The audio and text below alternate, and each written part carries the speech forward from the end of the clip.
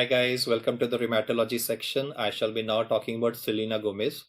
Oops. I'm gonna be talking about systemic lupus erythematosus. Well, I would like to zoom into this image of Selena Gomez. She happens to be a Hollywood celebrity, a famous singer, and she suffered from active SLE. She lives in the most advanced nation in the world, that is United States of America. Still, she remained undiagnosed. She developed active SLE so bad that her kidneys failed. To save her life, they actually had to perform a kidney transplantation because once it's an irreversible damage and an end-stage renal disease, you need to plan a kidney transplantation so that the person can have a healthy, fruitful life. Well, my objective was to sensitize you to the fact that a question that came in the previous years simply said that a young lady has been diagnosed with active SLE, and he said what is the leading cause of death. So I hope with this example you are not going to forget this fact that renal failure happens to be the number one cause of death in active SLE. Now listen to my next words even more carefully, because if this active word is not given in the questions, like he says, a young lady was diagnosed with SLE at 25 years of age and she died by 35, right in the first decade of life, then the cause of death is infections. Well, how is that possible? It's possible because we shall be using immunosuppressive drugs for management of this condition. We have highly potent drugs for management of flare-ups of these autoimmune disorders. And the downside of these immunosuppressive agents is that they can contribute to a possible infection, which might be life-threatening also. So one, I want you to just be sensitized to this information from example of a celebrity. Before I discuss more regarding the butterfly rash in the inferior image you can see, I would also like to remind you regarding the skewed gender ratio for this particular disease. You would have read that the female to male ratio for this particular disease happens to be 9:1. I want to tell you that apart from SLE, even Takayasu's arteritis, which is an important cause of renal artery stenosis, especially in India, is also having a very skewed gender ratio. SLE is obviously the one, and the third example that you can remember for today is S. Jogren syndrome, which is discussed in the subsequent part of the app, which is also called as Sika syndrome and would be having dry eyes and dry mouth. These are three medical disorders where the gender ratio is extremely skewed. I also want you to remember that the severity of this particular disease is directly related to the number of X chromosomes. Let me just explain this fact to you the way it actually came in the exam. You see, suppose I give you two scenarios. One is a patient of Turner syndrome, second is Klinefelter syndrome. You are aware Turner syndrome is 45XO and Klinefelter will be 47XXY. Now, both patients are having SLE. Turner syndrome patient is also having SLE, Klinefelter is also having SLE, because the number of X chromosomes is more in a person of Klinefelter syndrome. So therefore, I can say that the severity of per se systemic lupus erythematosus is directly proportional to the number of X chromosomes. Actually, in the exam, he gave a couple of such syndromes. Examples were like Edward or Down syndrome or Turner syndrome and then Klinefelter syndrome. And all you had to do was pick up the number of X chromosomes and therefore come up with the right diagnosis. The characteristic feature that you will always notice in these patients, in fact, the most common presentation that is seen in these patients is not malar rash. The most common presentation of these patients is musculoskeletal complaints. It could be in the form of arthralgia and joint pain, which are the primary complaints. Most guys casually answer skin manifestations, that is malar rash as a predominant manifestation. That is, yes, it is present, but that is not the commonest one. The number one presentation of these patients is musculoskeletal pain along with fever, and then is hematological manifestations. You will see anemia of chronic disease developing in these patients, and subsequently it is the skin manifestations. I highlight that fact. If you check out the table in Harrison, it is musculoskeletal, that is 95%. Then is gonna be hematological manifestations. Then comes the dermatological manifestations. Now, malar rash is one of the features that you encounter in this condition, but in the exam, he tried to play a smart game. He wrote the word malar flush. The question was, all of the following are features seen in SLE, and you have to select the correct options, and couple of people, because nowadays you have multiple correct answers in the exam. So lots of people who were casually reading the question, they did not read this word carefully. They thought malar rash and malar flush is same, which is not the case. Malar flush is a presentation that is seen with a valvular lesion, and I have discussed that in cardiology section. It's going to be mitral stenosis. I reiterate that fact, guys. Reading of questions is of paramount importance. 4 questions I've handled right away, which I would like to just repeat. If he says leading cause of death in active SLE, it's going to be renal failure. If active word is missing, infections. Point number 1. Second, skewed gender ratio, that is easy. You'll not mess up in that. Number of X chromosomes, is directly related to the severity, and the term malar flush should definitely be picked up. And you definitely can see the classical butterfly rash which is present in this patient. This would be erythematous rash on the cheeks and will be involving the bridge of the nose as well. But most of the time in this disorder, nasolabial folds are spared. That's one of the highlights that you will always encounter, that though there might be photosensitivity, when she'll go out in the sunlight, the rash might actually increase. You see, in a hot Indian summer, if you go out in the sun, you might get a feeling as if your skin is burning. But if you will come out in the shade, if you come out from the sunlight into shade, then the burning sensation will go away. But in these patients, the redness of the skin, the burning sensation in the skin will still persist even when the patient has come out of the sunlight. So rash that is encountered in SLE is gonna worsen on sunlight exposure and adopts that particular appearance. So it's called as a butterfly rash, or because it mainly involves the malar eminences, so that's why it's called as a malar rash also. It's a erythematous rash with raised margins. If you run your finger, you will be able to actually feel that the rash is slightly elevated as compared to the normal contour of the skin. And don't be under impression that seen only gonna be seen on the cheek and on the bridge of the nose. There's a distinct possibility that it can be even seen on the V of the neck or even on the hands of the person as well. So there are multiple sites that I'll write down subsequently where malar rash can be obtained. One of the highlights I want you to remember for this condition is that nasolabial fold sparing is present. You see why that is important is because if he gives a question and he's describing a man or a woman in which nasolabial folds are extremely red, and they might even be yellow greasy flakes present that you can actually peel off, then that would be a presentation of seborrheic dermatitis. Seborrheic dermatitis per se tends to begin from the nasolabial folds, whereas in patients of SLE, it is a nasolabial fold sparing that has to be remembered. There are other dermatological manifestations of these patients also, like sometimes you might even encounter lesions that might look like psoriasis.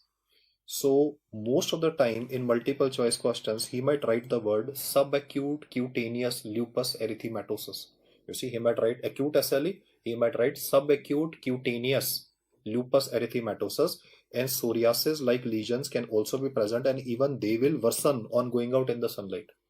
Another manifestation very characteristically present in these patients could be a presence of discoid lupus erythematosus. In fact, these would be circular lesions. Like you can see, this is on the chin of this particular individual, a circular lesion that is present. The periphery of that is erythematous. And the center of it is having rather some kind of scarring also present. So dermal appendages will be lost.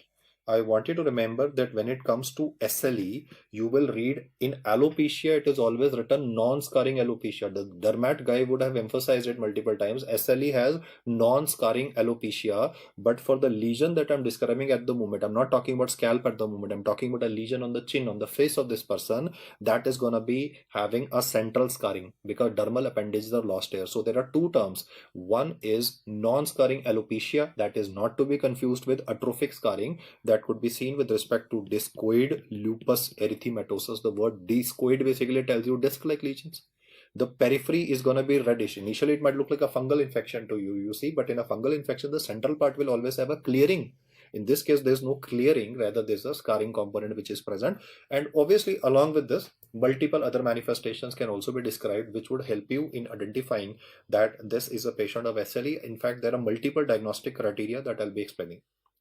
In fact, in Harrison, what they have mentioned is the standard SLICC criteria, and there are newer ones which are called as EULAR or the ACR criteria. So I'll be discussing them both.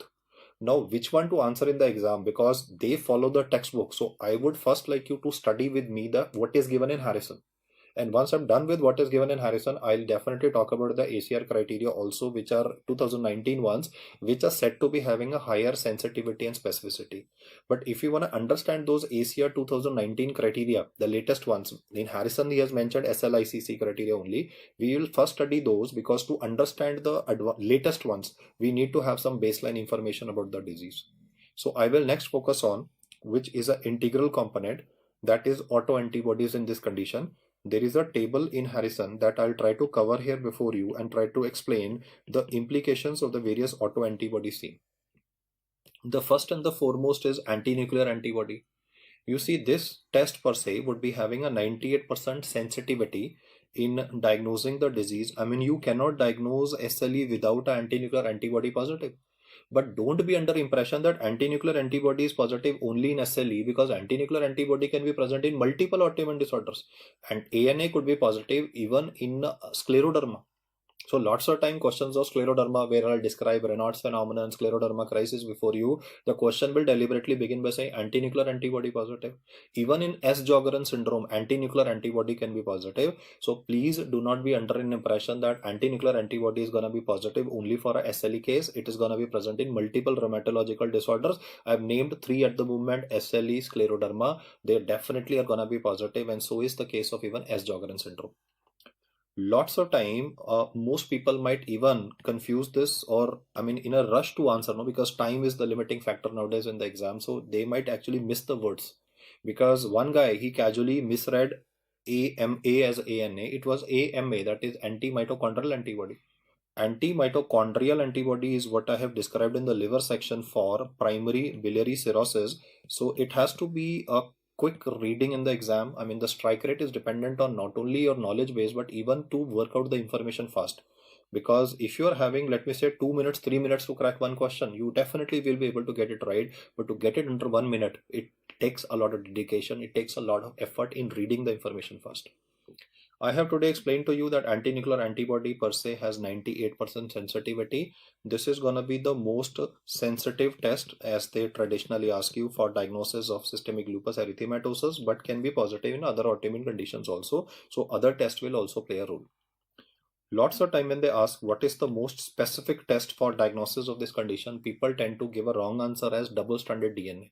You see, the most specific test is anti-Smith antibody, double-stranded DNA antibody. This is for then. You see, the question would arise, if this is not specific, then why are we doing it? Well, you are all aware that all autoimmune disorders will be having a waxing and a waning course. Sometimes the disease will become more severe, sometimes the severity will become lesser. Waxing and waning course you can monitor with double-stranded DNA. The values tend to correlate with disease activity. So, like for example, if the disease will worsen in pregnancy, or if it improves, maybe postpartum, or it can be vice versa also. It was worsening postpartum and it was better during pregnancy. Then per se, if he says which test will help in correlating disease activity of SLE, then it is double-stranded DNA values. The values can definitely increase and decrease, so you can monitor the progression of disease. For example, if I am treating the patient with steroids, then obviously the severity of disease will become lesser and the values of dsDNA will begin to fall. The third MCQ is anti-Smith antibody, which happens to be the most specific test for this condition. Well, no prizes for guessing that, because that's pretty straightforward and nobody will ask you these kind of questions nowadays. So now the term that comes up is that, can you tell me the antibody responsible for photosensitivity in SLE? Yes, guys. Which antibody in systemic lupus erythematosus is related to development of photosensitivity? Well, your answer is gonna be anti-Rho antibody.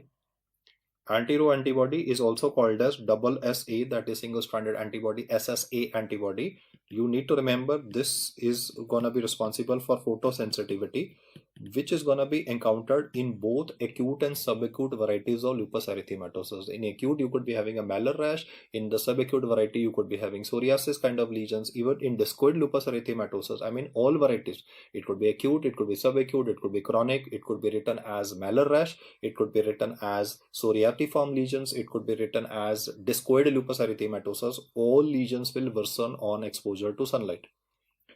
And another bad news here is that this antibody is immunoglobulin G class, so it can easily cross the placenta. So this lady with SLE got married, she conceived. Now once she has conceived, because the antibody can go transplacentally to the fetus, let us see how will it damage the heart of the fetus. So I'm going to talk about a condition where there would be damage to the AV node. Please appreciate that normally we study about infections going from mother to baby, but today I'm teaching you regarding a non-communicable disease going from mother to baby, that is SLE antibody is going over to the fetus and destroying the AV node. The end result for this would be that, the communication between the top and the lower part of the heart is definitely not there. SA node will now be able to control the atria, and bundle of his will be controlling the ventricle. So now it's like two pacemakers in the heart. On the top, SA node is controlling atria, and at the lower part, the bundle of is controlling the ventricles, and in between connection is not there. So coordination will not be there. This condition has been discussed in the cardiology section and is called as complete heart block. Well, the bad news is that if a lady with SLE will conceive, then there's a distinct possibility that her fetus and the baby will be developing neonatal lupus. This was itself a question. What is the presentation of neonatal lupus? Complete heart block. Which is the antibody involved? Yes, the same one that is involved in photosensitivity. The name is anti-Rho antibody. This kid will be having severe bradycardia at birth because bundle of his maximum firing rate is only about 15 to 30. As a result of it, lots of time this baby will also be having unresponsiveness. He will be having very sluggish Moro's reflex, and you might be under impression that he was having birth asphyxia, but no, it's not any birth asphyxia. The child is having a sluggish Moro or depressed reflexes because his heart rate is very less, BP is very less. To save the life of this child, you will have to put in a pacemaker. You see, in India already the facilities are less. To have a pacemaker, such a small one for such a small baby, is definitely a big deal. So most of the time in our country, either this child will either not survive, he'll never be diagnosed, we will think he's having birth asphyxia, and actually he's having a heart block here. So I mean, heart rate which is extremely low in a cause of bradycardia in a baby right at birth, one of the causes to be thought of is complete heart block. This antibody by the name of anti-Rho antibody will also be encountered by you in Sicca syndrome. So when I'll be describing Sicca or S-Jogren syndrome subsequently, again, even in a lady of S-Jogren, because the same antibody is there and this antibody can cross the placenta. So therefore, a baby born to lady with Sicca syndrome can also be having complete heart block. Today, I have taught you two medical conditions where a baby born to a lady with a non-communicable disease, SLE and Sicca syndrome, because both diseases can be having anti-Rho antibody, can develop a manifestation of severe bradycardia or a complete heart block. The next on the agenda is an antibody by the name of anti-LA, lupus anticoagulant antibody, which is also called as double SB. Well, the good news is that with this one present, there is relatively a decreased risk of nephritis, and because that is relatively a good news, so he's unlikely to gonna ask about anti-LA antibody, because you see, normally as doctors we are interested in what things are gonna make the person feel or person relatively deteriorate. The next antibody in the sequence is called as anti-histone antibodies. That's again an easy one, less likely to be asked because this is studied even in pharmacology. It could be responsible for development of drug-induced lupus erythematosus. Don't mix up discoid lupus erythematosus with drug-induced lupus erythematosus, because terminologies, the DLE word might actually look the same. The good news about drug-induced lupus erythematosus is that patients may not develop lupus nephritis. Well, one of the biggest killers that I explained to you, active SLE, I explained, Selena Gomez, she almost died and she had to undergo a kidney transplantation. So lupus nephritis is not seen in drug-induced lupus. Lupus cerebritis is not seen in drug-induced lupus. Two important reasons why patients can die in systemic lupus erythematosus is not seen here. So relatively prognosis would be good. And anyway, if you discontinue the drugs, after 8 weeks, the disease might even regress also. What are the drugs notorious for it? Though there's a huge list, I'll just mention a mnemonic from the pharmacology domain, that is SHIP. That would be like sulfur drugs, then would be hydralazine, isoniazid, and procainamide. Out of the 4 that I have written here before you, though even sometimes statins are also given in the list, I would especially like you to remember procainamide. Procainamide is an antiarrhythmic agent which has been taught to you as drug of choice in patients of Wolff-Parkinson-White syndrome as well as Lown-Ganong-Levine syndrome. These are conditions related to accessory pathways in the heart, and I've spoken about them in the cardiology section. So do remember the fact drugs responsible, especially procainamide, should be given its due respect and due importance. Then I would like to mention regarding 2 antibodies together. And before I write the name of them, I'll just give you a short clinical description and then I'll mention the name of the antibodies. I have this young lady. She has come to me because she tells me that her gynecologist has referred her to the medicine department or to the general physician because she's having recurrent abortions. Recurrent is defined as more than 3 consecutive abortions. You know that from OBGY. Or another scenario will be, she says that everything was going fine in my previous pregnancy till on a weekend she could not feel the baby moving. Now, because let me say she is not very well educated, she could not feel the kicking movements of the baby in the 3rd trimester, so she neglected that. And maybe it's been 2 days and the baby is not moving, so she got worried. She told her husband, and then they came to your clinic on a Monday.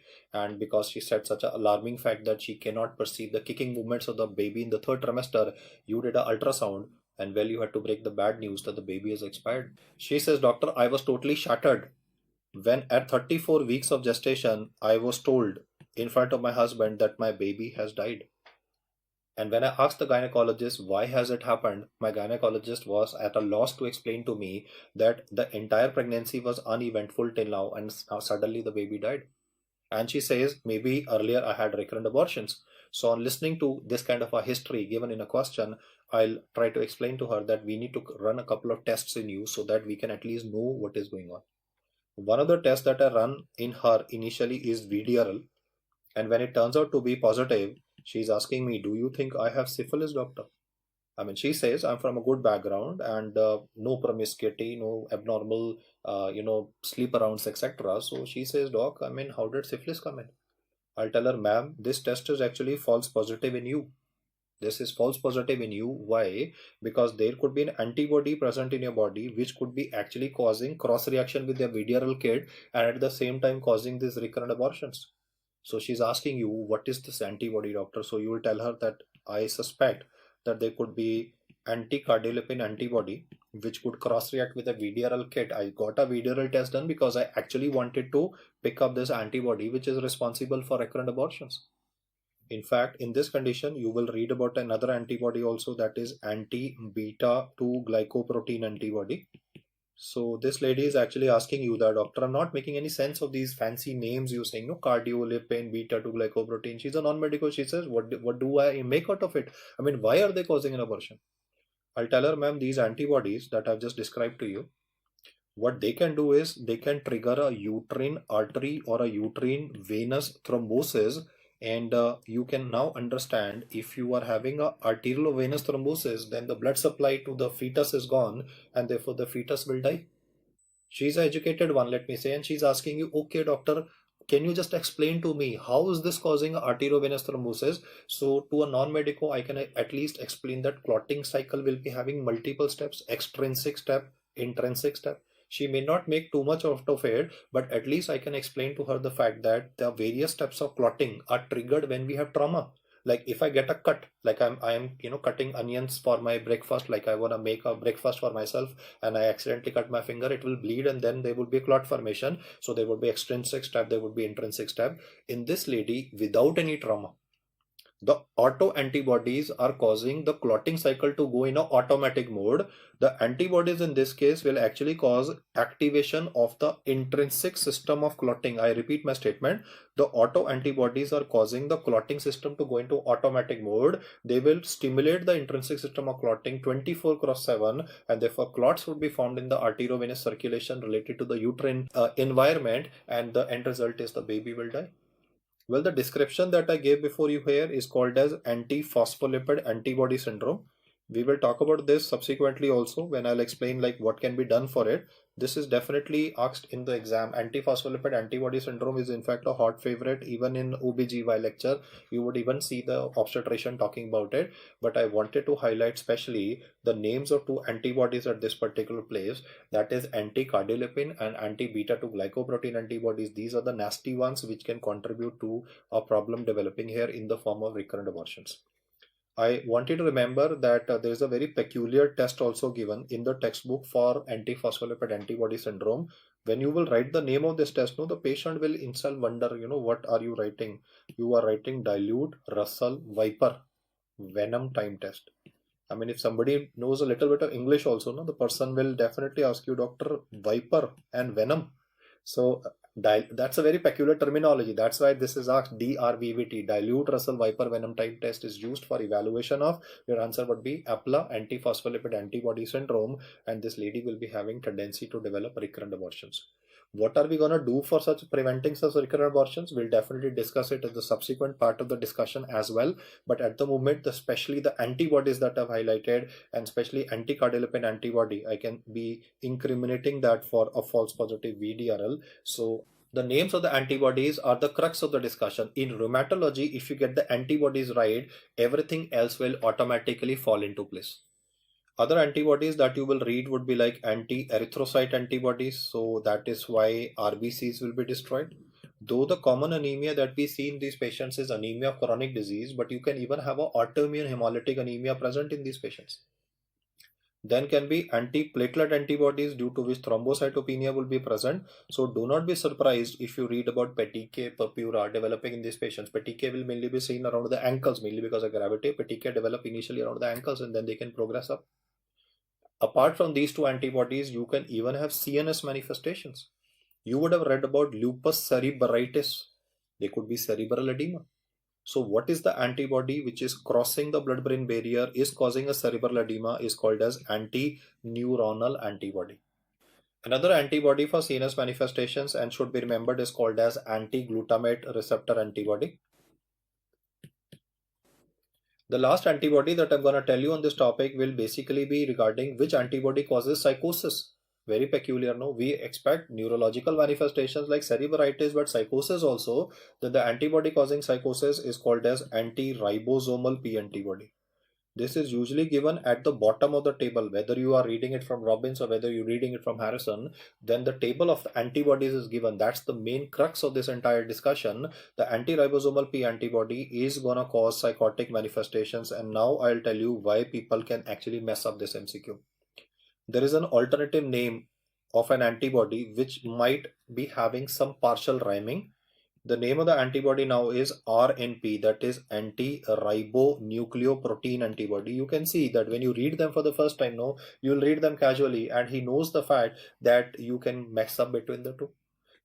Anti-RNP, ribonucleoprotein antibody, is the one that's going to be related to mixed connective tissue disorder. So I'll talk about what are the components of mixed connective tissue disorder subsequently. But at the moment, my request to you would be that before you proceed with the subsequent part of the lecture and listen to the clinical features, I would like you to go through this antibody discussion once again at maybe 2x speed. You see, clinical manifestations in rheumat are so many that unless and until you yourself seen a case, it is not possible to remember so many manifestations. It's a multi-system disorder. So understanding all the clinical manifestations always takes a backseat when it comes to a UG exam primarily or a PG entrance exam, because most of the time he'll give you a 10-liner question, but it can be cracked simply by the name of antibodies. So like I'll just give a random name, no? Like if I talk about anti-centromere antibody, if I talk about anti-topoisomerase antibody, the names I'll talk about in scleroderma. But if I know these names, even if I don't remember all the clinical features of scleroderma or major important features of scleroderma in the exam, because you have so much to read, then in rheumat, if you get the antibodies right, you are spot on. You would get 100% strike rate in the questions in case the antibody profile is flawless. I shall now be telling you a mnemonic that can be used to remember the manifestations of this disease. It would be called as MDSOAS brain. Though we will talk about the latest ACR criteria, the American College of Rheumatology criteria also, but at the moment we just need to understand how to work out these manifestations. Well, the first feature is very characteristic. I've already highlighted about it. That is a malar rash that would be sparing the nasolabial folds of the patient. You don't have to confuse this with seborrheic dermatitis where the nasolabial folds are involved, and neither do you need to confuse that with a cutaneous manifestation of sarcoidosis that is called as lupus pernio. Lupus vulgaris is skin tuberculosis where you read about apple jelly nodules, but lupus pernio is one of the commonest skin manifestations of sarcoidosis. This would be also involving the face. But in a sarcoidosis question, he will also talk about and will have to give in the clinical history massive hilar lymphadenopathy, because otherwise you need to do tests. From clinical domain, if you read a question that begins by describing a female with bilateral hilar lymphadenopathy contributing to breathlessness or stridor, then it's obviously not SLE, because in SLE I'll not be describing a hilar lymphadenopathy. The sites of the malar rash will not only be the face, that is mainly on the malar eminences, but it can even be the cheeks, or it could even be the earlobes of the patient. So I'm talking about sun exposed parts of the body. It could be the V of the neck, it could be the upper back of the patient, even extensor distribution, that is over the hands of the patient also. You could be seeing this particular reddish rash that is going to worsen on sunlight exposure. Lots of time he might use the word acute. Sometimes he might use the word subacute cutaneous lupus erythematosus. Rather, the term would be SCLE, that is subacute cutaneous SC stands for subacute cutaneous lupus erythematosus. I have already highlighted and shown to you in the initial part of the slide that this would be psoriasis-like lesions that would be having scaling present. And both of these lesions, it's not only malar rash, but even the psoriasis-like lesions could be having a photosensitivity component. Then the third skin manifestation that you encounter is called as discoid lupus erythematosus. For DLE, I want to highlight that the periphery of the lesion will be erythematous, it will be hyperpigmented, and the central part of this lesion will always be having atrophic scarring. By atrophic scarring, I mean dermal appendages will be lost. Now, I have shown an image on this particular slide per se, where I've also tried to highlight simultaneously the aspect of non-scarring alopecia. The alopecia component, the alphabet A, will come up subsequently in the discussion, but I just wanted to highlight this 2 times in this today's discussion. That is one, that when you talk about discoid lupus erythematosus, you will read the word atrophy or dermal appendages, but when it comes to the alopecia component, it is non-scarring. I have handled 2 alphabets here, M and D. Now I'll come to the S component, that is gonna be serositis, where lung involvement and cardiac involvement will be present. I would like you to make a 2 by 2 table here so that you can remember these 2 manifestations right now, right here. In this 2 by 2 table, we'll talk about the number 1 manifestation with respect to the lung. That's gonna be pleuritis. That will contribute to pleural effusion subsequently. And the cardiac manifestation will be pericarditis. That will subsequently contribute to pericardial effusion in the patient. On the other hand, when he talks about the least common manifestation with respect to lungs, then it would be referred as shrinking lung syndrome. Well, he can write either shrinking lung syndrome or he can rather mention a spirometric parameter to describe it also. Like one of the spirometric parameter to describe a patient having restrictive lung disease would be timed vital capacity is enhanced. So he can actually write which is correct about SLE. It is restrictive lung disease that can occur and therefore timed vital capacity would be enhanced in these patients. When it comes to the extreme right hand side, the least common cardiac manifestation, I'll have to explain this to you in detail. This would be called as Liebman-Sachs endocarditis. Though I have spoken about it in cardiology section, I would like to invest some more time into this terminology because this happens to be a neglected domain. You see, when you talk about Liebman-Sachs endocarditis, and please pay attention to the diagram that I make here, the sterile vegetations that develop in this condition, because SLE is a sterile condition, they are fibrin deposits and are predominantly present on the inferior surface of the heart valves. Though they can be present on the superior surface also, on the commissural ends also, but predominantly it is the inferior surface involvement that is seen. That importance of why inferior surface is emphasized to you is because inferior to the valves would be caudate tendineae. Caudate tendineae are the infrastructural support that's going to ensure that the valve functions flawlessly. In this case, the caudate tendineae will malfunction, because of which the valve integrity will be hampered, and therefore there can be leakage of blood across the cusps of the valve leaflets, and there would be a mitral regurgitation that could be developing in a patient. I want you guys to remember the fact that Liebman-Sachs endocarditis can contribute to a chronic mitral regurgitation, and this can definitely be symptomatic as well. Now, what would you do for this symptomatic mitral regurgitation or Liebman-Sachs endocarditis? Then don't answer steroids, because steroids will not treat the pulmonary edema component coming due to leakage of blood like this. See, the blood is leaking from LV to LA. It will go up to the left side of the heart. It will increase the pulmonary capillary wedge pressure. So the pulmonary edema component cannot be handled with steroids. For this, you will have to definitely go in for a valvuloplasty. So therefore, the concept of the question will be that in which condition in SLE will you not use steroids in a symptomatic mitral regurgitation patient? That is thanks to Liebman-Sachs endocarditis, the unfortunate scenario. That is where you will not be using steroids and you will have to go for a valve repair. I'll compile a list before you subsequently of where are the scenarios in SLE where you would not like to give steroids. But yes, this is one of the important ones. Liebman-Sachs endocarditis, because it causes a pulmonary edema component, because it's making the person symptomatic, we need to take action, and the action would be in the form of valvuloplasty. Another domain that can be asked here is with respect to chest pain due to pleuritis and pericarditis. You know that in pleuritis, the chest pain will worsen with inspiration, but in pericarditis per se, it would not have too much of a role with respect to the phases of inspiration or expiration.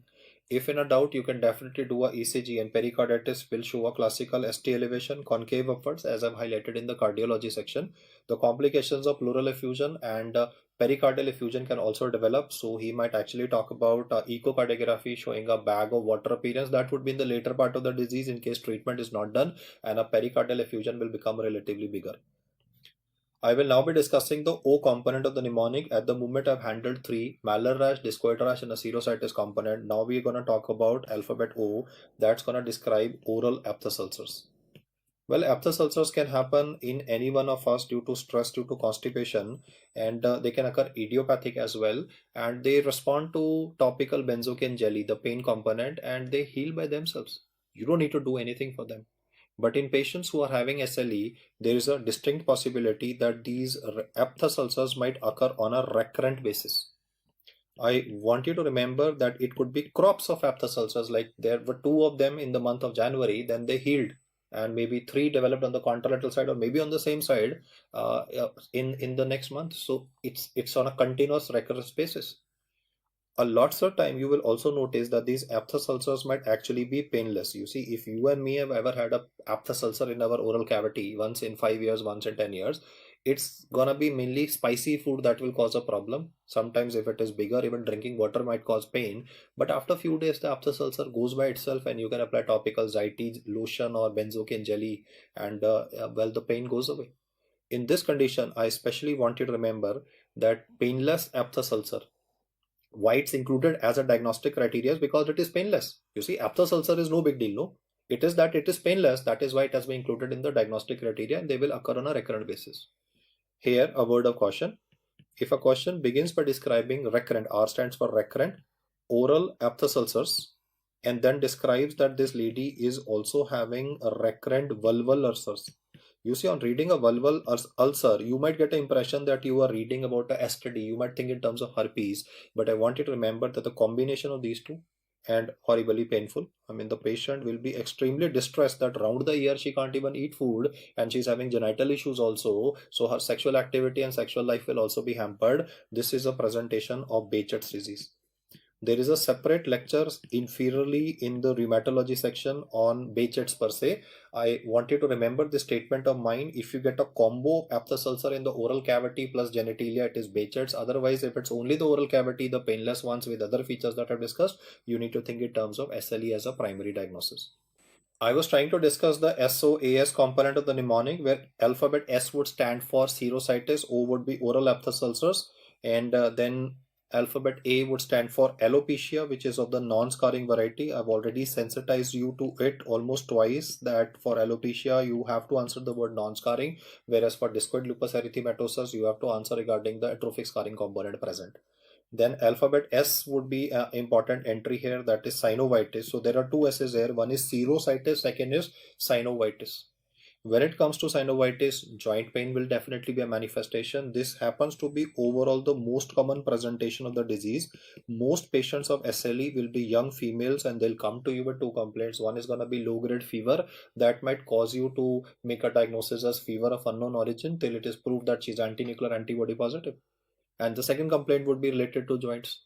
At least 2 or more than 2 joints can be involved in these patients. And well, which joints are involved? Then any joints can be involved. It can be small, it can be large, and it may be symmetrical, it might be asymmetrical as well. Most of the time in the textbook, he has written the word intermittent polyarthritis. This basically means that there would be flare up of the disease. When the disease will worsen, that is when there would be pain. And any of the joints can be involved. It can be small joints of the hand as well as large joints like knee joint, etc. Whereas when it comes to rheumatoid arthritis, it particularly involves the small joint, and it's particularly a bilaterally symmetrical involvement. In SLE, it is not a hard and a fast rule.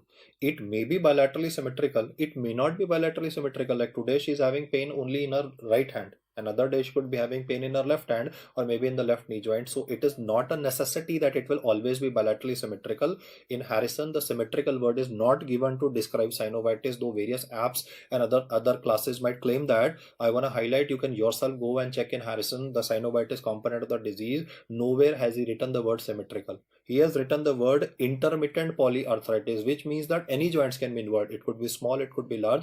Like today it is the knee joint or the left side that is hurting. In next consultation it could be maybe elbow joint or small joints of the hand that would be involved in this case. The most common presentation of SLE overall is musculoskeletal complaints. It is the synovitis component. Here I also want to tell you that when I was a student, please don't note it down. When I was a student your age, we used to actually read this as arthritis. But now is not using the word arthritis because in some cases you may not even have erosions. A large number of cases, you see the standard presentation is obviously going to be tenderness. He's gonna make it sound as if he's discussing a question of rheumatoid arthritis before you. He's gonna describe a female, rheumatoid arthritis is also female. He'll deliberately talk about here the small joint involvement. So tenderness, soft tissue swelling, akin to that you encounter in rheumatoid arthritis can still be described in a question. You would be able to identify primarily because rheumatoid arthritis is an example of a erosive arthritis. You always have deformities present, like they could be swan neck, they could be boutonniere's deformity, but in this case it is primarily a non-erosive arthritis. Well, please remember the fact that deformities can definitely occur even in SLE, but they are very rare. I repeat my statements once again. Majority of cases are those of non-erosive arthritis. Deformities can obviously occur because if a person will not take treatment, not come to you, and the joint involvement is present, it can obviously contribute to erosive manifestations also. But majority of patients who are coming to you are symptomatic, you're giving treatment, initial presentation, main presentation of these patients is non-erosive arthritis. The last time I emphasized like this, non-erosive arthritis was in cardiology, remember, when I described rheumatic fever and rheumatic arthritis. That is where I was so emphasizing on the component non-erosive. At this moment, once again, I've emphasized even SLE would be having a non-erosive arthritis. Next, I would like you to be sensitized to this peculiar terminology by the name of lupus. This is gonna be a combination of rheumatoid arthritis and the additional feature that you see is SLE. You will notice that rheumatoid arthritis can coexist with multiple autoimmune disorders. Like sometimes, in fact, I can just explain that to you. Lots of time you will notice that even with Sicca syndrome, you might be having rheumatoid arthritis coexistent. So apart from dry eyes and dry mouth, he might be describing small joint involvement to you. The technical term that you will use for this would be called as secondary Sicca syndrome, or you might use the word secondary Sjogren syndrome. The point is, whenever there's gonna be coexistent rheumatoid arthritis with any other autoimmune disorder, either you use the word secondary, or like I have today here quoted Harrison, which has used the word lupus. This is mainly to highlight that there is a possibility that two patients or a single patient can be having coexistent two disorders, and as a result of it the pain will definitely be severe because rheumatoid is definitely a erosive arthritis. That is why I was saying now that it is primarily a non-erosive one. Erosions can also occur because if the two diseases are coexisting, you definitely can have a problem. I'll next talk about the brain part of the mnemonic. Alphabet B would stand for CNS involvement that can occur in this person. If the question simply says what is the most common CNS involvement in a lady with SLE, your answer would be cognition defect. She'll become a little forgetful, ability to do basic mathematics would be compromised. But unfortunately, if she develops lupus cerebritis, I hope you recall the antibody responsible for it. That was anti-neuronal antibody that can cross the blood-brain barrier and even can cause a cerebral edema component. So don't be surprised if you read about seizures, if you read about headache on a constant basis in these patients. Cerebral edema will explain why the headache and even seizures is written in literature of this topic, and you will also have a good response with dexamethasone or steroids because that will reduce the cerebral edema component. I've already explained to you that the antibody responsible for psychotic manifestations or psychiatric manifestations is also very frequently asked in the exam. I hope you can recall the name of the antibody. There were two things I said, anti-RNP, ribonucleoprotein, and then anti-ribosomal P antibody. Well, you would have thought about it correctly because I had already requested you to get the antibodies right in this topic. You can't remember all of these manifestations, no problem. But if you mess up on the antibody, the question is gone for sure. So if you just get what I am guiding you to, you would be bang on target. The psychiatric manifestation is in the form of psychosis. The antibody name is usually asked. So this is the details for the brain component. Now I come to the renal involvement in this condition. When I started this topic, I spoke about renal involvement and gave example of Selena Gomez in active SLE developing lupus nephritis. Well, lupus nephritis is quite frequently asked in the exam because it can contribute to mortality. Why would patients come to you? Because of two reasons. One would be the nephritis component contributing to hematuria, cola colored urine. That's a standard feature whenever RBCs are present in the urine, along with hypertension, and then features of end stage renal disease can also occur. That can contribute to uremia, it can contribute to electrolyte imbalances like hyperkalemia, metabolic acidosis. So there is a possibility that in the same question, he might use the opportunity just to extend the question by adding renal failure manifestations also. When I'll be doing a workup of this same lady, I'll be evaluating the renal involvement by doing a urine microscopic examination. If he says that hematuria is presence of more than how many RBCs, then I have highlighted in the kidney section that normally we have less than 3 RBCs present per high power field. Yes, we do have RBCs in the urine. I'm not saying that in a freshly passed urine you are having RBCs, but in a freshly passed urine sample, if you spin it in a centrifuge and examine the sediment in the urine of a normal person, you do have RBCs, it is less than 3. When I asked normally in a face-to-face class, most guys say there are no RBCs in the urine. Yes, you do have RBCs in the urine. It is less than 3 in a centrifuge sediment. If it is more than 3, it's a range given, 3 to 5. So I've written upper limit here. It's a range, right? So if it is more than 5, it definitely means that there is a hematuria. And because there's a glomerulus involvement, so most of the time there might be even written the word dysmorphic RBCs. Dysmorphic is always written whenever there is a glomerular damage present. Now, because this is autoimmune disorder, complement mediated damage will contribute to low C3 levels. The creatinine values will begin to rise, blood urea nitrogen values of this patient will begin to rise. So he's gonna utilize this opportunity to describe the renal component of the disease. When the examiner will incorporate the kidney biopsy findings of this lupus nephritis patient, he's trying to integrate the question of medicine with pathology. You see, you are aware of the fact that there are a total of 6 stages of lupus nephritis, out of which the most common stage happens to be stage 4. Well, stage 4 is called as diffuse lupus nephritis. I've written a short form here, DLN. Let me just complete it. Diffuse lupus nephritis is overall the commonest stage, though 6 would mean it is gonna be end stage renal disease. Diffuse lupus nephritis is when more than 50% of the glomeruli are damaged. Now, the reason why we are studying this is because per se diffuse lupus nephritis might be difficult to identify even for experienced pathologists, so they will have to use immunofluorescent studies. And when you will do immunofluorescent studies, you will be able to notice, and I'll just zoom in the image, you will be able to notice that it is written in the report that 3 classes of antibodies are deposited here: immunoglobulin G, immunoglobulin A, immunoglobulin M, even complement system like C3, C1 would be deposited. So because of so many antibodies, I'll just zoom in, and that was the image based question that has come in former AIMS examination, where the student of mine showed that he could see multiple immunofluorescent study related to the kidney, and he could say that in the right upper quadrant of everyone he could see antibody names and complement system written. The name that we use to describe this particular one is called as full house effect, and full house effect is something that we read in a game of cards. You see, we doctors are so busy that we don't get time to play cards, but if ever in childhood you played cards, then you can remember all these symbols which are present on the card. So just like I have shown here a full house, right? Similarly, the full house card effect is what they have described or asked in the exam as well. So it's mainly for the pathology integration here, the word full house effect, diffuse lupus nephritis, 50% glomerular involvement, that he'll describe all these clinical manifestations. And this is a big time killer. I mean, if SLE manifestations not treated properly, then this could be the main reason why the patient can die. Coming to the remaining manifestations of the disease, I've described brain manifestations, that is CNS, renal manifestations. Now I'll describe the A component, which is anemia.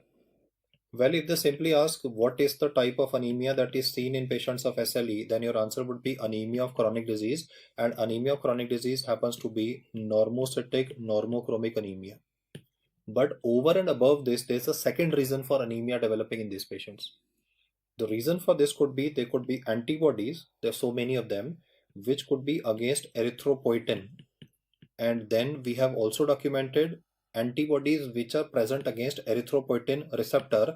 I said two things. One is antibody against EPO, so that will cause enhanced clearance of erythropoietin from the body, so it will not be able to have its normal duration of action. And then would be antibody which will contribute to impaired response of erythropoietin. That's mainly because it is acting against the receptor on which erythropoietin will be acting. Over and above this, I also want to tell you that there could be autoantibodies in this condition which could destroy the red blood cells. There is a possibility that he can even give you a peripheral smear of this person. You would be able to see the pink RBCs with a central pallor as is the norm. But over and above this, you will also be able to see some RBCs that may not be having a central pallor. What I've just made before you is a red blood cell which is smaller in size and at the same time is lacking central pallor. This red blood cell is called as spherocyte. This is itself a question because if you encounter spherocytes in blood of an adult person, you don't have to think in terms of hereditary spherocytosis. You have to think in terms of autoimmune hemolytic anemia. In fact, I will have to jot it down before you. You see, suppose I'm describing a 2-year-old girl. She's having progressive anemia, so the parents are worried. When I examined the child, the girl is also having splenomegaly, and splenomegaly is always indicative of a hemolytic anemia.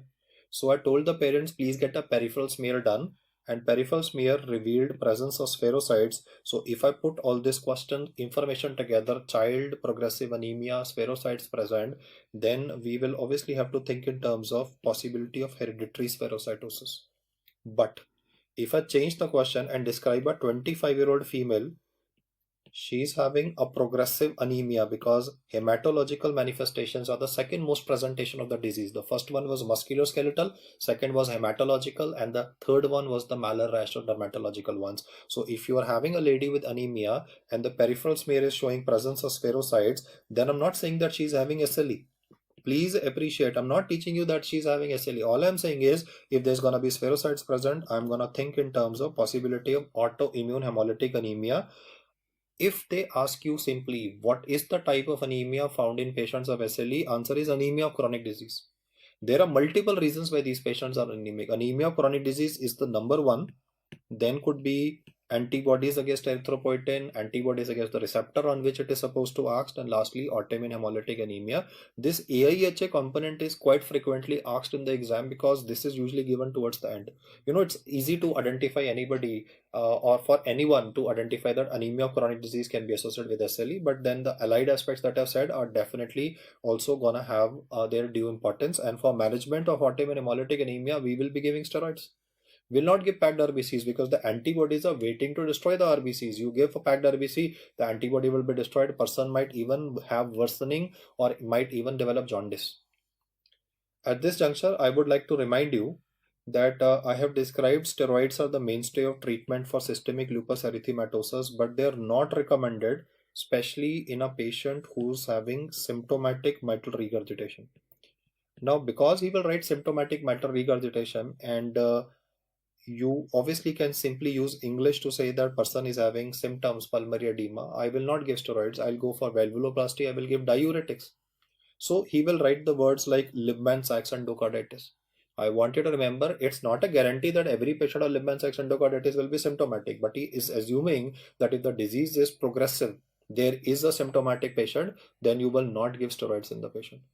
Similarly, if a patient is having photosensitivity, then the rash component and the photosensitivity component per se, they go together, but photosensitivity does not respond to steroids. Remember in the earlier part of the discussion today, I taught you that there are certain antibodies which contribute to photosensitivity, one of them being anti-Ro antibody. If he asks in the exam, and this is a question for you from pharmacological domain, can you tell me what drug is used for treatment of photosensitivity? She has tried everything, sunscreen, lotions, and she's tried avoid going out in the sunlight, purchase those big Ray-Ban sunglasses to protect the malar eminences. What drug would you use to treat photosensitivity component? Then your answer would be hydroxychloroquine. The same drug will also be used if this lady plans to conceive and have a baby. You see, even in pregnancy in SLE, we do not give steroids. I'll tell you the reason for that subsequently. But remember, chloroquine or hydroxychloroquine, specifically the one that was famous for COVID-19 initially, Trump was asking India for hydroxychloroquine supplies, and Prime Minister Modi, he asked all the factories in Baddi in Himachal Pradesh to, suddenly start getting this API of hydroxychloroquine from China and manufacture the drug and give it to America. The same drug is useful for photosensitivity in these patients. I have highlighted at the moment that if a person of SLE is on steroids, you are not supposed to give steroids for the following scenarios. You are supposed to give it in most of them, but definitely the ones that I'm jotting down, it does not make any sense. Like if I say active SLE, if I say lupus nephritis, yes, I will give it. But if somebody will go into end stage renal disease, if somebody will develop uremia, then the treatment for uremia is hemodialysis. And to prevent recurrence of this uremia manifestation, I need to plan a transplantation. You cannot treat uremia by giving steroids. Similarly, there is a possibility that these patients might start developing psychotic features, and steroids themselves cause psychosis. I've written the data in decreasing order of importance. You can see that I put 2 stars in front of Libman sex endocarditis. That would be the primary answer. But these are situations in SLE where you will answer that I will not use steroids. I appreciate the fact that you might ask me that, sir, Libman-Sachs endocarditis can either be asymptomatic as well as symptomatic. But yeah, because he's writing that terminology, he's applying that or implying the fact that person is having active disease, so there can be manifestations occurring. I have described this mnemonic to you by the name of brain, where I've highlighted the brain, the renal, the autoimmune, and the anemia component. Now I am going to talk about immunological manifestations. I would stand for immunological.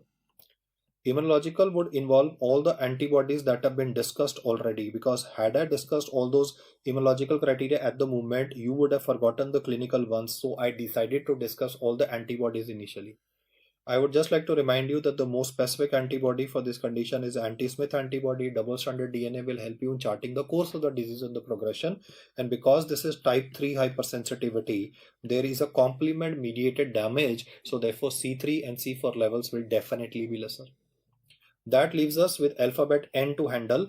This alphabet N belongs to the most important antibody for diagnosis of this condition, that is anti-nuclear antibody. So it gives me an opportunity now to actually first explain to you what are the important features of this disease. We'll see the Harrison table also, as you would have seen intermittently. I'm trying to show you subsequently, but let us first practice by ourselves what are the important features which are to be remembered for this condition, and then we will see how many of these will be required for diagnosis. The first feature that I highlighted was malar rash. He might write the word acute SLE rash. There could be psoriatiform lesions. There could be even discoid lupus erythematosus. All the three lesions that I've highlighted, acute, the subacute variety, the psoriatic form, and then discoid lupus erythematosus, all can be having photosensitivity. Person, when he goes in sunlight, that's when the redness and the inflammation part of the lesion will definitely worsen. Alphabet D in MD stood for discoid lupus erythematosus. Don't mix it with the drug-induced lupus erythematosus. It might look overbearing for you at this movement to recall all this, but please try to remember with me, because this is the time best one to actually remember it. Because if you think you're going to try and do it later, sir, you won't come back to this lecture. You see, most of the activities, academic ones, are low dopamine release ones. We love to do high dopamine release activities in our brain. Like watching a video on YouTube is what causes release of dopamine, so it's addictive. You just keep on scrolling. But this academic activity is low dopamine, so people don't come back to the lecture. So I want you to remember here only the serositis component will be having both pleuritis and pericarditis. I spoke about shrinking lung syndrome and even Libman-Sachs endocarditis there. Then can be oral aphthous ulcers. Oral aphthous ulcers are mainly painful, but in SLE they can be painless as well. That is why they have been made as an important diagnostic criteria. Then would be non-scarring alopecia. Then would be synovitis. Now arthritis has been removed from the diagnostic feature. It is synovitis which is to be considered, at least two joints getting involved. It is intermittent polyarthritis, both small and large, large. I mean, any combination can be there. Small plus large, large or small joints can be involved. Then you can be having brain involvement. That would be CNS1 in the form of cognition issues or even psychotic manifestations. Then would be nephritis, which can progress to even end stage renal disease. Then would be the anemia component, which could be anemia, chronic disease, as well as the autoimmune hemolytic component. The bad news is the autoantibodies will damage self WBC, so even you could have a leukopenia. The antibodies, the antiplatelet ones, will cause a thrombocytopenia. So don't be surprised to read these two manifestations of petechiae and recurrent infections in these patients as well due to decreased TLC. I will now move to the right side of the slide, where I'll explain to you certain immunological features. You see, for diagnosis, what we are doing is we are incorporating some clinical features on the left hand side and immunological features on the right hand side. Now, immunological features that can be written can be something as simple as direct Coombs test. You are all aware that whenever we have autoimmune hemolytic anemia, Coombs test is positive. Obviously, the standard information will be given because you can't make a diagnosis of this disease without anti-nuclear antibody. But because ANA and anti-Smith antibody make it relatively easy for anybody to crack it, so he'll usually talk about direct Coombs test. Then he will talk about aspect related to recurrent abortions. The antibody name is lupus anticoagulant antibody, LA antibody. This is itself a misnomer, no, because anticoagulant would basically mean that there would be a clotting tendency. The more specific antibody that helps you know why a person is having recurrent abortions is called as cardiolipin antibody. It is written in short form as ACL.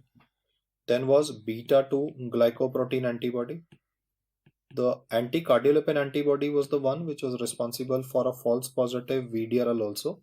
He can be using any of these terms for the bad obstetric history component: lupus anticoagulant, ELISA anticardiolipin antibody, anti-beta 2 glycoprotein antibody, low C3, low C4.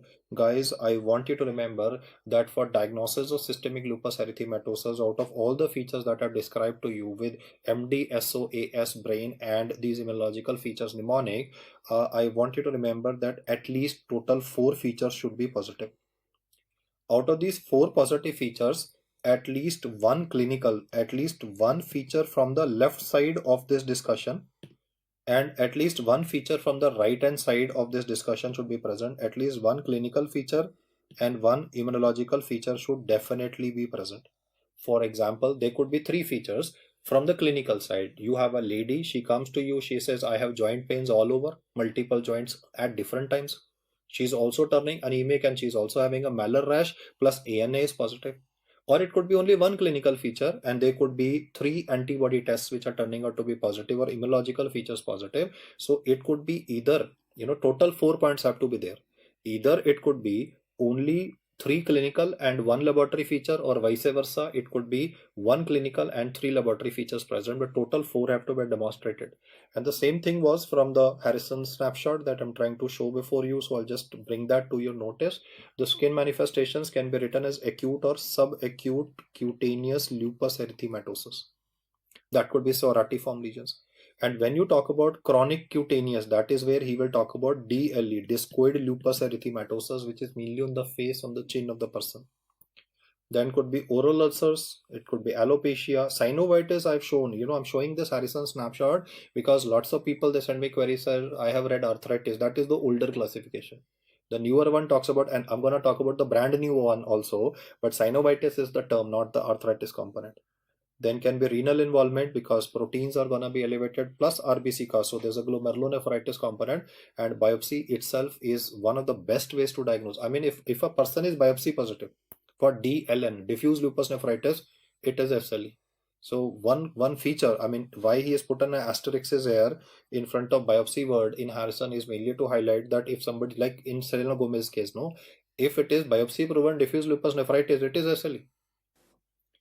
Then can be neurological features, anemia coming up, leukopenias, thrombocytopenias, and the antibody test, which can help you in confirming the diagnosis of SLE. Total 4 features need to be positive.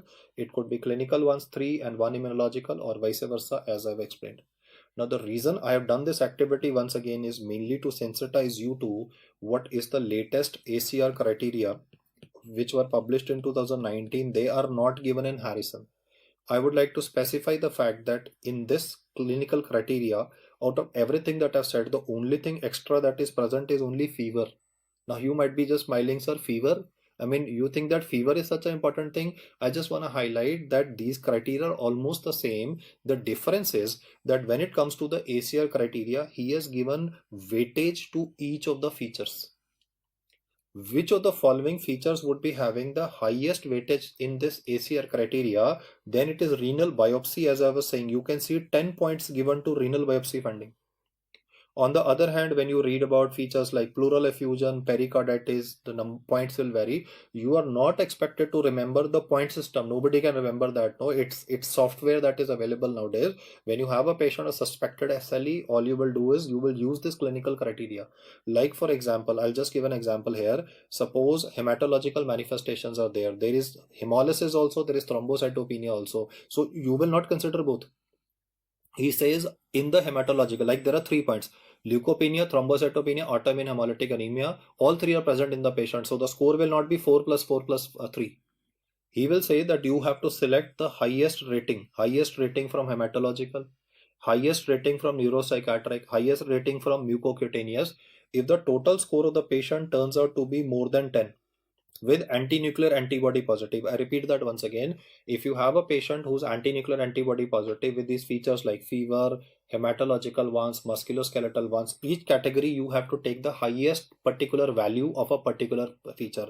Like hemolysis is also present, thrombocytopenia is also present. Hemolysis rating is 4 and thrombocytopenia rating is also 4. Leukopenia is 3. You don't need to add all the 3 up. Just select one out of these, and the total score should be more than 10. So it is unlikely that in the exam he's gonna ask you the individual scores. I mean, that's gonna be very mean of any examiner to ask you, because nobody can remember it, sir.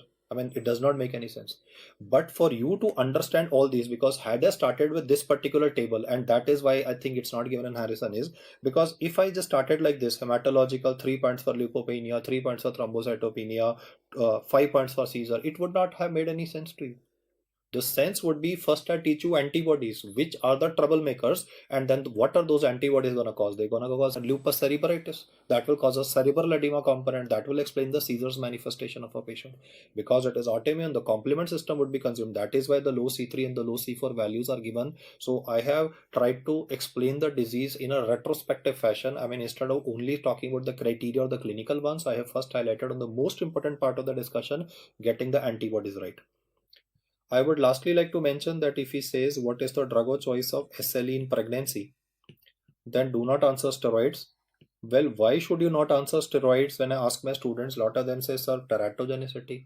No, it is not that steroids are teratogenic. That is why we are not giving them. We do give steroids, like if a lady is having asthma, no, we do give oral steroids if required. We also give inhaled steroids in pregnancy. So it is not that steroids are teratogenic.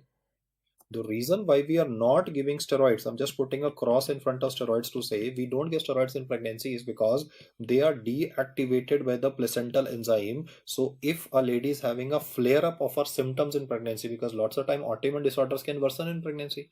So if there is gonna be a flare up of the disease in pregnancy, then even if you give steroid, they will not be able to act.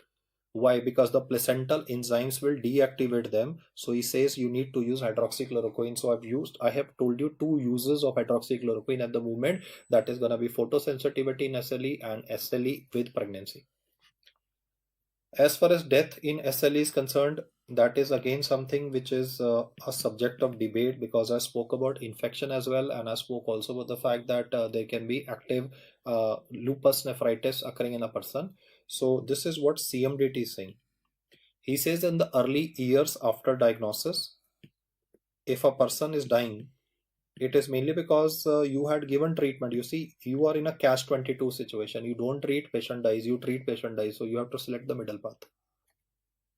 The highly potent steroids which are used in flare-ups of this disease can contribute to infection. If he specifies the word active lupus or active SLE, then it is definitely a renal failure. The next statement will look little surprising, but you will get used to it. After 45 years of age, the leading cause of death is cardiovascular mortality. I want to highlight this once again. If he specifies SLE patient is not a young female, she suffered from the disease for 20 years. Now she's 45, 50. You see, normally in India, atherosclerosis will occur around about 60 years of age. In America, maybe 70. But this lady at 45, 50 is having atherosclerotic changes. So accelerated atherosclerosis is the cause of death in later part of life. There is also problems from the fetus perspective. There are 2 problems from the fetus perspective. One, the fetus might actually die. Abortion, intrauterine death possibility is there. Or even if he's born, he might be born with a complete heart block. The antibodies for the two are totally different, and I usually find people tending to forget that the antibody responsible for abortion versus complete heart block are totally different. Well, I hope you can recall the two, no? And I know it causes stress on the brain. The antibody that is going to contribute to abortion is anti-beta 2 glycoprotein antibody. After that, you will answer anti-cardiolipin antibody if not given in choices. Otherwise, both of these, they cause the clotting cycle to go into automatic mode. Intrinsic system of clotting is set into automatic mode. So thrombosis of the uterine artery and vein will occur. And for complete heart block, it would be anti-Rho antibody, which is also called as anti-SSA antibody. So these two names, if you remember, then you are done with these questions, which can be asked in pediatrics as well. Lastly, for this topic, I would like to show you some references. One, I have highlighted that anti-nuclear antibody can be present not only in a case of SLE, but can also be present in scleroderma. Even the localized version of it, that is CREST syndrome, will be having 95% positivity. I have just highlighted or marked those which are having at least 95% positivity. Otherwise, ANA can be positive even in rheumatoid arthritis, but the positivity is lower, as you can see, 30 to 60%. Then I'm showing a reference of CMDT, current medical diagnosis and treatment. I'm zooming into the main section where I have shown decade-wise mortality. Because I know this is a controversial issue, so I started the lecture with it. I'm now showing a reference from CMDT which mentions that mortality has a bimodal presentation. In earlier years after diagnosis, it would be infection, but later on, if it is active SLE, you can see it is the kidney part, and still in the later years, that is 45 years or later, it is accelerated atherosclerosis. Lastly, I would like you to revise the antiphospholipid antibody syndrome diagnostic criteria. You will read words like primary and secondary antiphospholipid antibody syndrome. I want you to remember that if it is present without SLE, we call it primary. If it is coexistent with SLE, we call it secondary. There would be clinical criteria, there would be lab criteria. The technical term written is Sydney revision of Sapporo criteria, where at least two things have to be demonstrated. One, event like vascular thrombosis. What I mean by vascular thrombosis is this young lady at 25 years of age could have a MI. She could even have stroke, and therefore low dose aspirin will be prescribed on lifelong basis for management of these patients. Otherwise, these unfortunate organ thrombotic events can occur. We also need to demonstrate the pregnancy morbidity component, where I've highlighted regarding intrauterine death or aspects of recurrent abortions occurring in the patient or placental insufficiency. And along with these two clinical ones, we also need to have a laboratory feature coming up. The laboratory features can be anti-cardiolipin, anti-beta 2 glycoprotein, lupus anticoagulant. Any of these three can be present, but at least they should be repeated 2 times, at least 12 weeks apart. Do remember that laboratory term. I highlighted that any of these 3 tests can be positive, but they should be positive at least 12 weeks apart.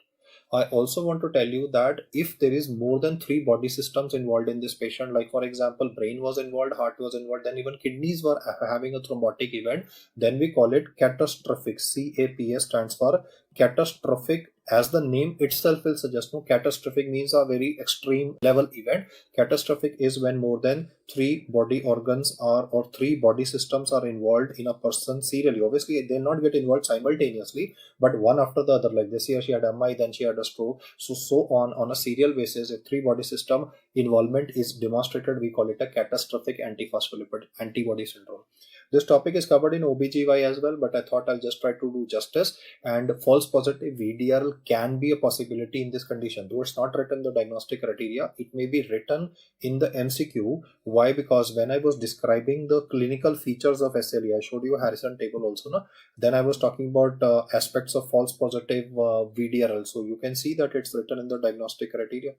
Antiphospholipid antibody, if it is positive by any one of them, it could be lupus anticoagulant, any of those known, LA, lupus anticoagulant, anti-cardiolipin antibody, anti-beta 2 glycoprotein antibody, any of these terms written, they are included in the diagnostic criteria of SLE, but false positive VDRL per se as a word is not included in the diagnostic criteria or with respect to antiphospholipid antibody syndrome. So these are the details that I want you to remember for this topic. Keep hammering, keep learning, keep on upgrading your knowledge, and I'll definitely see you sending me messages regarding your success stories. Thank you so much for hearing me out.